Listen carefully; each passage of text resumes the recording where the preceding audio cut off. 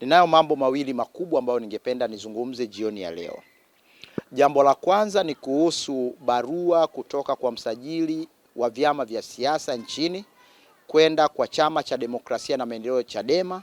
Barua hiyo msajili akitaka chama hicho kijieleze ndani ya siku 13 kwa nini kisiweze kusimamishiwa usajili wake au kupigwa faini kutokana na sababu mbalimbali ambazo zimeorodheshwa pale.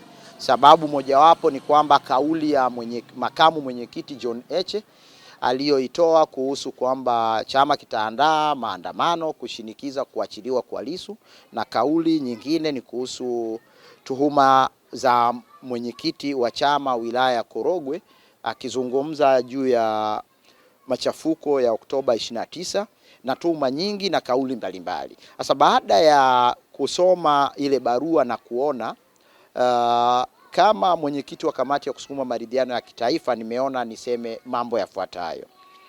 Jambo la kwanza ni kwamba kwa sababu barua hiyo ni rasmi na imetoka kwenye ofisi rasmi, kwa vyovyote vile Chadema ninawashauri wawajibike kukaa kuipitia hiyo barua na kusoma hizo sababu na tuhuma mbalimbali na kuweza kuzijibu.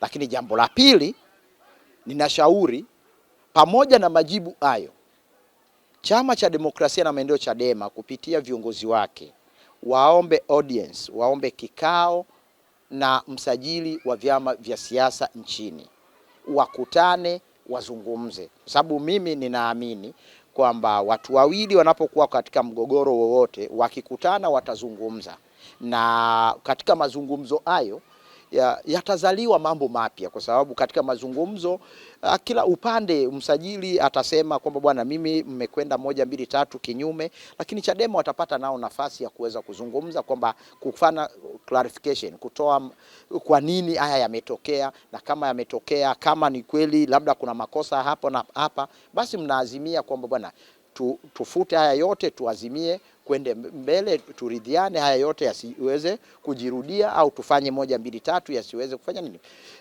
yasijirudie. Lakini jambo la tatu ni kwa ofisi ya msajili wa vyama vya siasa.